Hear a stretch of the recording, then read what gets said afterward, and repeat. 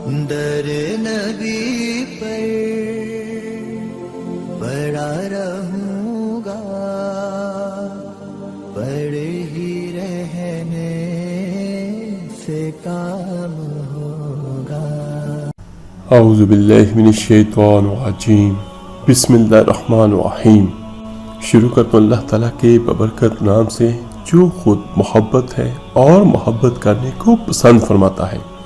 تو اللہ تعالیٰ سے دعا ہے اللہ تعالیٰ آپ کی اور میری ہم سب کی مشکلات و پریشانیوں کو اپنی رحمت سے ختم کر دے، آمین ثم آمین۔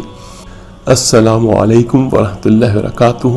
میرے عزیز بھائیو بہنوں اور بچوں، حضرت ابو الحسن خرقانی ایک بہت بڑے بزرگ گزرے ہیں تاریخ میں، اور یہ حضرت بہاءالدین بسطامی رحمۃ اللہ علیہ کے سجادہ نشین تھے۔ ایک بہت بڑا سائنسدان گزرا ہے تاریخ میں جس کا نام ابو علی سینا ہے، اور وہ بھی حضرت ابو الحسن خرقانی کا مرید تھا۔ یہ بڑی توجہ کے ساتھ سننے والا واقعہ ہے۔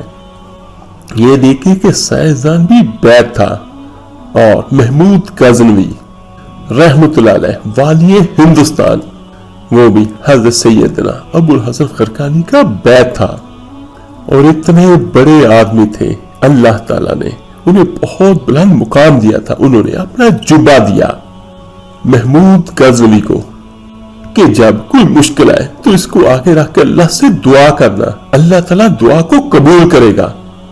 تو محمود غزنوی کہنے لگا کہ جب سومناتھ کا مندر فتح نہ ہوا تو میں نے بزرگوں کا جبہ سامنے رکھا اور اللہ تعالیٰ سے دعا کی، تو اللہ تعالیٰ نے مجھے فتح نصیب فرمائی۔ اور محمود غزنوی یہ کہتے ہیں کہ بزرگ حضرت ابو الحسن خرقانی مجھے خواب میں رات کو ملے اور کہنے لگے کہ تو نے کیا قیمت ڈالی میرے جبے کی، صرف ایک فتح؟ تو کہنے لگے حضور کیا مطلب؟ تو فرمانے لگے تو میرا جبہ سامنے رکھ کے اللہ تعالیٰ سے دعا کرتا کہ اللہ ہندوستان کے سارے کافر مسلمان ہو جائیں، تو اللہ تعالیٰ سب کو توفیق ایمان عطا کر دیتا۔ سبحان اللہ۔ بہرحال حضرت ابو الحسن خرقانی بہت بڑے بزرگ گزرے ہیں، لیکن یہاں پر جو سب سے بڑی اور اہم بات ہے وہ یہ ہے ان کی بیوی بہت سخت تھی، جسے پنجابی میں ڈاڈی کہتے ہیں۔ ایک بندہ بڑی دور سے 3 مہینے کا سفر کر کے ان سے ملنے کے لیے حاضر ہوا۔ جب اس آدمی نے دروازے پہ دستک دی تو ماں جی اندر سے بولی کون ہے دروازے پہ؟ تو وہ بندہ جو اتنی دور سے سفر کر کے آیا تھا وہ پہلی جھڑکی پہ ہی ڈر گیا۔ اتنی سخت بات اندر سے پھر آواز آئی کون ہے؟ تو کہنے لگا جی میں حضرت کا عقیدت مند ہوں اور ان سے ملنے کے لیے حاضر ہوا ہوں۔ تو اندر سے اماں جی کہنے لگی کیا تو بھی فارغ ہے جس طرح وہ ہر کام سے فارغ ہے؟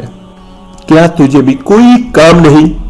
تو وہ بندہ کہنے لگا کہ میرے ذہن میں تو بہت بڑا ایک محل تھا اور میں نے اپنے دل میں بہت بڑا گمان پیدا کیا ہوا تھا ان درویشوں کا، ان بزرگوں کا، لیکن یہاں پر تو ماحول بالکل ہی بدلا ہوا ہے کہ جس درویش کا گھر میں کوئی حال نہیں تو باہر اس کا کیا حال ہوگا۔ وہ کہنے لگا کہ اماں نے سخت جملے کہے، تو میں نے پوچھا وہ کہاں ہے؟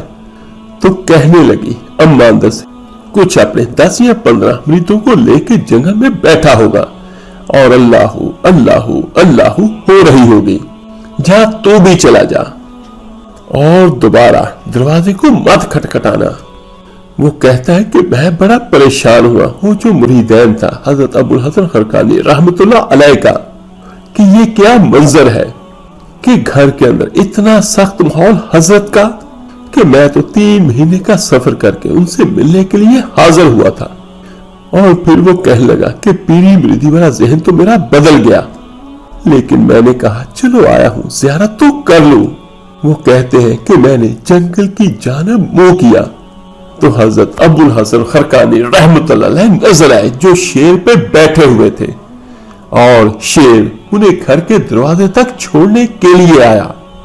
یہ دیکھیں کہ جنگل کے بادشاہ پہ وہ سواری کر رہے تھے، وہ پھر کہنے لگا وہ بندہ کہ میرے دل کے اندر پھر بدگمانی آئی. میں نے کہا دیکھو بابا جی سے بیوی تو قابو آتی نہیں اور شیر پہ سواری کی ہوئی ہے. میرے آقا کریم صلی اللہ علیہ وسلم کا بڑا مبارک فرمان ہے ترمذی میں، مومن کی فراست سے ڈرو، وہ اللہ کے نور سے دیکھتا ہے. سبحان اللہ. وہ کہتے ہیں کہ حضرت میرے دل کی بات جان گئے اور سلام کے بعد فوراً کہنے لگے، وہ فرمانے لگے میرے بھائی میری بیوی پردے کی بڑی صاف ہے، بستر کی بڑی صاف ہے، وہ کھانا مجھے وقت پہ دیتی ہے، میرا خیال کرتی ہے، لیکن زبان کی تلخ ہے. کئی دفعہ خود بھی اسے پریشانی ہوتی ہے کہ میں ایسے کیوں بولتی ہوں. یہ دیکھیں کہ اگر میں نے اسے چھوڑ دیا تو اس کو کوئی نہیں رکھے گا اور وہ بیچاری رسوا ہو جائے گی. آخر میرے بچوں کی ماں ہے. پھر حضرت ابو الحسن خرقانی رحمت اللہ علیہ نے ایک فقرہ بولا تو وہ نوجوان کہنے لگا کہ وہ سن کے میں چیخے مار مار کے رونے لگا. حضرت ابو الحسن خرقانی رحمت اللہ علیہ فرمانے لگے یہ میں جو شیر پہ بیٹھا ہوں یہ میں وظیفوں کی وجہ سے نہیں بیٹھا، یہ میں چلوں کی وجہ سے نہیں بیٹھا، یہ میں اپنی بیوی کی وجہ سے بیٹھا ہوں. اور پھر مزید فرمانے لگے حضرت ابو الحسن خرقانی رحمت اللہ علیہ کہ میں اس بد زبان عورت سے حسن سلوک کرتا ہوں تو اللہ تعالیٰ نے یہ بے زبان مخلوق میری فرما برداری میں دے دی. تو میرے عزیز بھائیو بہنوں اور بچوں، آج کا یہ واقعہ سنانے کا مقصد یہ تھا کہ سب سے پہلے ہر میرا بھائی ہر میری بہن آپس میں ایک دوسرے کے ساتھ کمپرومائز کریں، ہر میرا بھائی بہن ایک دوسرے کے ساتھ اچھا سلوک کریں. اگر کوئی بہن کوئی بیٹی بد زبان بھی ہے تو یہ میری درخواست ہے ان سبھی بھائیوں کے لیے، ان سبھی بیٹوں کے لیے کہ خیال کریں اپنی بیویوں کا، انہیں سمجھائیں. اور یہاں پر ان سبھی بہنوں سے اور بیٹیوں سے بھی میں ہاتھ جوڑ کے کہتا ہوں کہ وہ اپنے شوہروں کا خیال کریں، ان سے محبت کریں، ان کے ساتھ اچھا سلوک کریں. اور جس طرح اس واقعے میں بیان کر چکا ہوں کہ اگر کوئی اپنے ہم سفر کی کوئی بد زبانی یا اس کی طرف سے ملنے والی تکلیف کو محسوس کرے گا تو اللہ تعالیٰ کتنا بڑا اجر دیں گے. اور یہ صرف دنیا میں ہی محدود نہیں، اللہ تعالیٰ آخرت کے دن بھی یقیناً اپنے اس بندے کو یا اپنی اس بندی کو بہت بہترین اجر سے نوازے گا انشاءاللہ. اور یہاں پر ایک اور بات میں کلیئر کر دیتا ہوں کہ بد زبانی اسلام میں بہت برا فعل ہے اور خوش اخلاقی اسلام کا بہت بہترین اور بہت اہم چیز ہے. اور اس سے خدا نخواستہ یہی مراد نہیں ہے کہ ہر بہن یا ہر بیٹی اپنے خاوند کے ساتھ بدتمیزی کرے. یاد رکھیے گا کہ قیامت کے دن سب سے پہلے میاں بیوی کے حقوقوں کو اللہ تعالیٰ ترازو میں تولے گا. اور کسی کے ساتھ تو اچھے اخلاق بہت بڑی بات ہے، بیوی کے شوہر کے ساتھ یا شوہر کے بیوی کے ساتھ اخلاق تو یہ دین کی بہت اہم ترین چیز ہے. تو میرے عزیز بھائیو بہنوں اور بچوں، آج کا جو وظیفہ لے کر میں آپ کی خدمت میں حاضر ہوا ہوں یہ انشاءاللہ تعالیٰ میاں بیوی کی آپس میں ایک دوسرا جو نفرت ہوگی، جو چپکش ہوگی یا جو بھی عداوت ہوگی تو اللہ تعالیٰ کی رحمت سے ختم ہو جائے گی. آج کا جو ہمارا وظیفہ ہے یہ سورہ یاسین کی ایک چھوٹی سی اور بہت طاقتور ترین آیت کا وظیفہ ہے جو ہر میرا بھائی بہن آسانی کے ساتھ کر سکتا ہے. اگر شوہر ناراض ہے یا شوہر کی طرف سے کوئی مسئلہ ہے تو بیوی کرے، اگر بیوی کی طرف سے کوئی مسئلہ ہے کوئی مسائل ہے تو شوہر کرے. اور یہ انشاءاللہ تعالیٰ اس آیت کی وجہ سے بہت سارے معاملات اللہ تعالیٰ کی رحمت سے حل ہو سکتے ہیں. یعنی اس آیت مبارکہ کا یہ جو آیت ہے سورہ یاسین کی آیت نمبر 9 ہے وہ بھی میں آپ کو پڑھ کے سنا دیتا ہوں. اعوذ باللہ من الشیطان الرجیم، بسم اللہ الرحمن الرحیم. وَجَعَلْنَا مِن بَيْنِ أَيْدِيهِمْ سَدًّا وَمِنْ خَلْفِهِمْ سَدًّا فَأَغْشَيْنَاهُمْ فَهُمْ لَا يُبْصِرُونَ. صدق اللہ العظیم. یہ سورہ یاسین کی آیت نمبر 9 ہے. تو جس طرح میں پہلے بیان کر چکا ہوں کہ اس آیت مبارکہ صرف ایک ہی وظیفہ نہیں ہے، سینکڑوں وظائف ہیں۔ اللہ تعالیٰ کے نام میں اور اللہ کے کلام میں بہت طاقت ہے، اور ہر وظیفے کا علیحدہ علیحدہ حیثیت ہے۔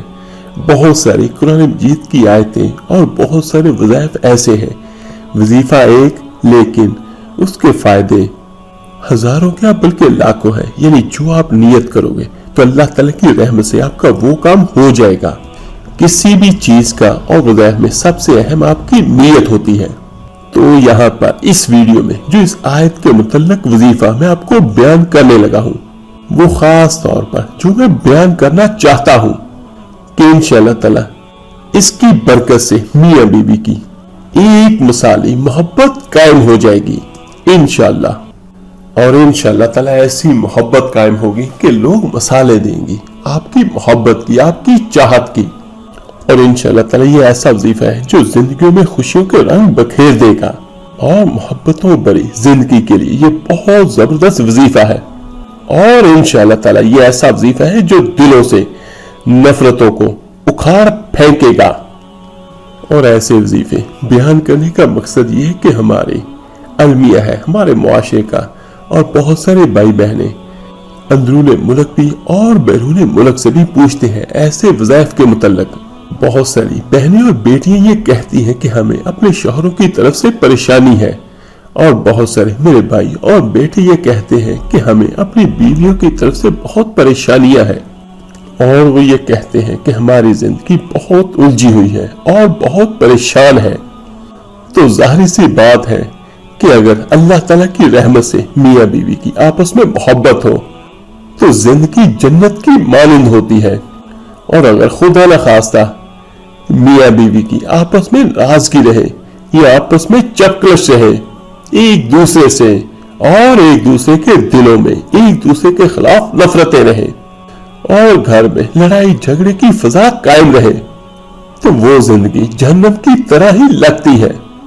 اور یہ بات عموماً بہت سارے جگہوں پر دیکھنے میں آئی ہے، یہ کوئی ڈھکی چھپی باتیں نہیں ہے۔ تو یہ آج والا وظیفہ ان سبھی بھائیوں کے لیے، بہنوں کے لیے اور بیٹیوں کے لیے ہے جو پریشان ہے، اور انشاءاللہ تعالیٰ یہ آج والا وظیفہ ایسا ہے جو آپ کو گھریلو اجلوں سے نکال دے گا، اور اللہ تعالیٰ آپ کو آسانی والی اور محبتوں والی زندگی عطا کرے گا۔ اور توجہ سے اس وظیفے کو سنیں اور اس کے طریقہ کار کو سمجھیے گا۔ بہت آسان وظیفہ ہے، اور سورہ یاسین تو عموماً ہمارے سبھی گھروں میں پڑھی جاتی ہے، اور بہت سارے بھائیوں کو اور بہنوں کو یہ زبانی یاد بھی ہوگی۔ سورہ یاسین کی آیت نمبر 9، بسم اللہ الرحمن الرحیم، وَجَعَلْنَا مِن بَيْنِ أَيْدِيهِمْ سَدًّا وَمِنْ خَلْفِهِمْ سَدًّا فَأَغْشَيْنَاهُمْ فَهُمْ لَا يُبْصِرُونَ۔